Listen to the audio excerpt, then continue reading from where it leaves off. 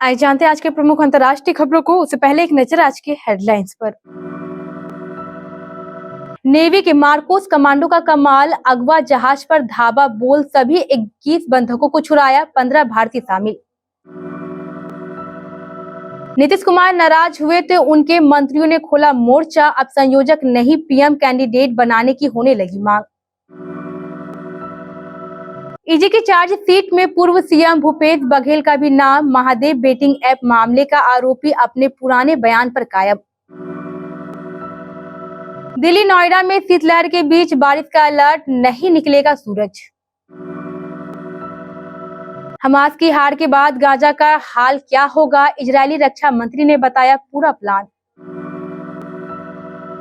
Iran ने खाई twin blast के लिए आईएस से बदले की कसम, जाने इस्लामी देशों में आतंकी संगठनों ने गुटों में वर्चस्व की क्यों छिड़ी है जंग। सोने के दाम हुए धराम, ग्राहकों की लगी लॉटरी।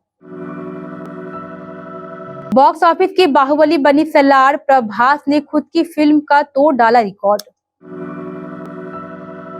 फिनाले से पहले खेल गए बिग बॉस, अभिषेक को घर से निकाला बाहर। और आज भारत की टी20 टीम का ऐलान संभव, चयनकर्ता लेंगे रोहित विराट पर फैसला। उत्तरी अरब सागर में एमवी लीला नॉरफोक के अपहरण की कोशिश को भारतीय नौसेना ने तत्काल कार्रवाई करके नाकाम कर दिया है। जहाज पर सवार सभी 21 चालक दल के सदस्यों को सुरक्षित निकाल लिया गया है।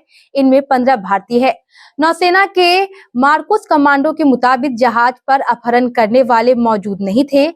भारतीय नौसेना का युद्धपोत INS Chennai cargo ship MV Lila Norfolk के करीब मौजूद है। उसके बिजली उत्पादन और नेविगेशन सिस्टम को बहाल करके अगले बंदरगाह तक अपनी यात्रा शुरू करने में मदद दी जा रही है। इससे पहले अगवा जहाज एमवी लीला नॉरफोक पर नौसेना के मार्कोस कमांडो का ऑपरेशन शुरू किया गया।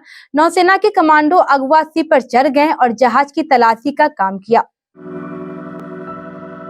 नीतीश कुमार को इंडिया अलायंस ने संयोजक नहीं बनाया। अपने समर्थकों की इच्छा के बावजूद वे पीएम पद की रेस से खुद को बाहर बताते रहे। जाति सर्वेक्षण और आरक्षण का नीतीश ने राष्ट्रीय मुद्दा विपक्ष को दिया, लेकिन इसका कोई लाभ उन्हें नहीं मिला है।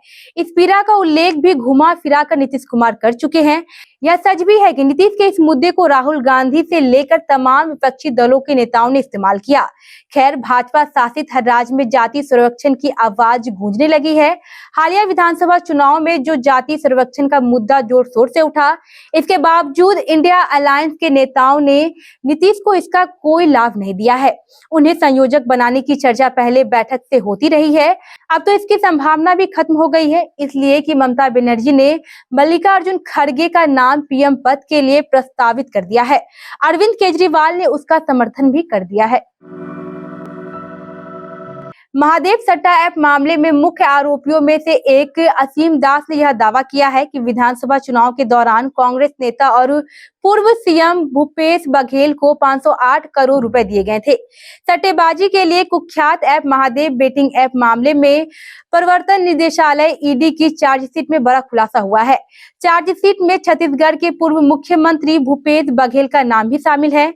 ईडी ने 5 आरोपियों के खिलाफ चार्जशीट दायर की है, जिसमें शुभन सोनी, अमित कुमार अग्रवाल, रोहित गुलाटी, भीम सिंह और असीम दास का नाम शामिल है। राजधानी दिल्ली समेत पूरे एनसीआर में बीते कुछ दिनों से सूरज निकलने का नाम नहीं ले रहा है। दोपहर के समय भी शाम जैसी फील आ रही है। लोग जगह जगह अलाव जलाकर खुद को कंपकपी से बचाने की कोशिश करते नजर आ रहे हैं। शनिवार को भी इस स्थिति से राहत की संभावना नहीं है। रविवार से ठिठुरन भरी ठंड से आंशिक तौर पर राहत मिल सकती है, लेकिन यह सर्दी का अंत नहीं है। वहीं अब ठंड के साथ लोगों को भी बारिश का सामना भी करना पड़ेगा। शुक्रवार को भी राजधानी में पूरे दिन शीतलहर की स्थिति बनी रहेगी। अधिकतम तापमान महज 14.6 डिग्री रहा। यह सामान्य से 5 डिग्री कम है। वहीं अगर न्यूनतम तापमान की बात करें तो 9.4 डिग्री रहा। यह सामान्य से 3 डिग्री कम रहा। मौसम विभाग के अनुसार लोधी रोड में अधिकतम तापमान सामान्य से 7 डिग्री कम महज 14.2 डिग्री, नरेला में सामान्य से 7 डिग्री कम महज 11.9 डिग्री, पाला में सामान्य से 5 डिग्री कम 13.8 डिग्री रहा। हमास के साथ जारी जंग के बीच इजरायली रक्षा मंत्री योआव गिलांट ने एक बड़ा बयान दिया है। गिलांट ने कहा है कि हमास की हार के बाद इजरायल गाजा का सुरक्षा नियंत्रण अपने पास रखेगा और गाजा में हमास का कोई नियंत्रण नहीं रहेगा। इजरायली रक्षा मंत्री योआव गिलांट ने गुरुवार 4 जनवरी को अमेरिकी विदेश मंत्री एंटनी ब्लिंकन की यात्रा से पहले यह बड़ा बयान दिया है। उन्होंने कहा है कि इस इलाकों में फिलिस्तीनियों का सीमित शासन होगा। गिलांट ने कहा है कि इजरायल क्षेत्र के अंदर काम करने का अपना अधिकार सुरक्षित रखेगा, लेकिन युद्ध के लक्ष्य हासिल होने के बाद गाजा पट्टी में कोई भी इजरायली नागरिक नहीं रहेगा। इजरायली रक्षा मंत्री की 4 कॉर्नर योजना में गाजा की सुरक्षा की पूरी जिम्मेदारी इजरायल के हाथों में होगी।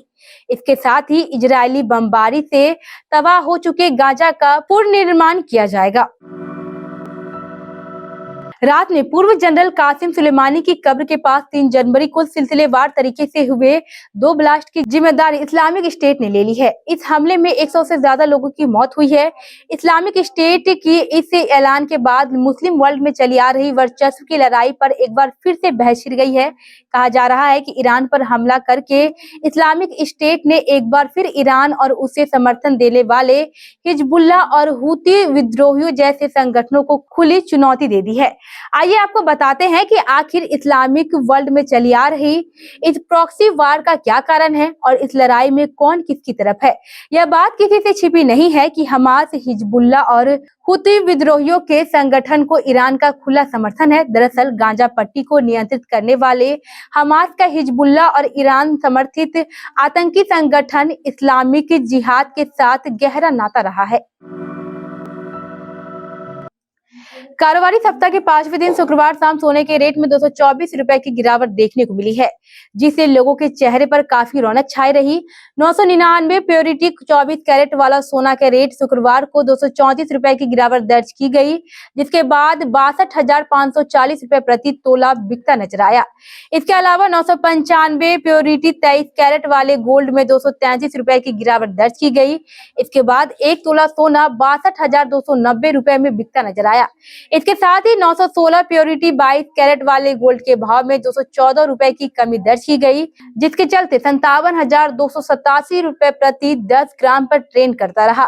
सराफा मार्केट में 750 प्योरिटी 18 कैरेट वाले गोल्ड की कीमत में 176 रुपए की गिरावट दर्ज की गई, जिसके बाद 46,905 रुपए प्रति तोला में बिकता नजर आया।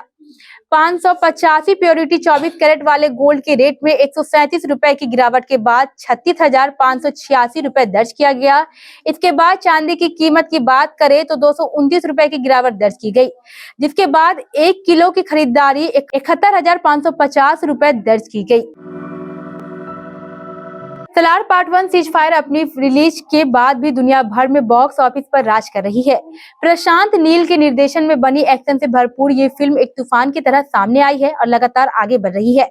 जी हाँ, जहां फिल्म रिकॉर्ड तोड़ रही है, वहीं इसने अपने नाम एक और रिकॉर्ड जोड़ लिया है। इस फिल्म ने निजाम में बाहुबली 2 दी कंक्लूजन के कलेक्शन को पीछे छोड़ दिया है। इस तरह से रिलेव स्टार प्रभास ने खुद अपना ही रिकॉर्ड तोड़ दिया है।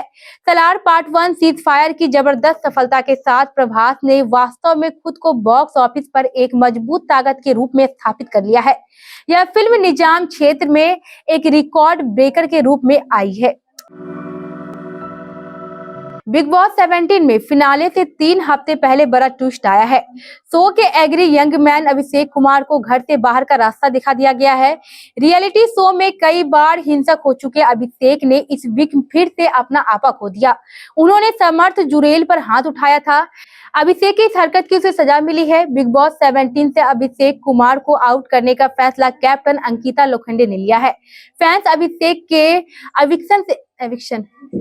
एविक्शन से नाराज है। अंकिता और मेकर्स को ट्रोल किया जा रहा है। हाल ही में अभिषेक, ईसा मालवीय और समर्थ जुरेल के बीच काफी कहासुनी हो गई थी। उन्होंने एक दूसरे पर पर्सनल अटैक भी किए थे। अभिषेक को लगातार पोक किया जा रहा था, फिर गुस्से में आकर उन्होंने समर्थ पर थप्पड़ मार दिया। इस थप्पड़ की गूंज इतनी थी कि वह घर से बाहर बैठे सेलेब्स भी अभिषेक के सपोर्ट में आ गए हैं। भारतीय क्रिकेट टीम नए साल पर साउथ अफ्रीका में ऐतिहासिक टेस्ट जीत दर्ज करने के बाद अब T20 में खेलने उतरेगी। अगले हफ्ते से अफगानिस्तान के खिलाफ टीम इंडिया को 3 मैचों की सीरीज खेलना है। चयनकर्ताओं ने इस सीरीज के लिए टीम की घोषणा शनिवार को कर सकते हैं। 11 जनवरी से 17 जनवरी के बीच यह T20 मुकाबले इस साल होने वाले ICC T20 विश्व कप से पहले भारत की आखिरी T20 इंटरनेशनल सीरीज होगी। अफगानिस्तान के खिलाफ खेली जाने वाली यह सीरीज इस साल जून में होने वाली ICC T20 विश्व कप से पहले भारत के लिए आखिरी T20 सीरीज होगी। इन 3 मुकाबलों के बाद टीम इंडिया BCCI की घरेलू T20 league India premiere league में खेलकर तैयारी पुख्ता करेंगी। इस लीग के दौरान चयनकर्ताओं की नजर खिलाड़ियों के प्रदर्शन पर रहेगी। यहां अच्छा करने वाले खिलाड़ियों को टीम सिलेक्शन में तरजीह दी जा सकती है।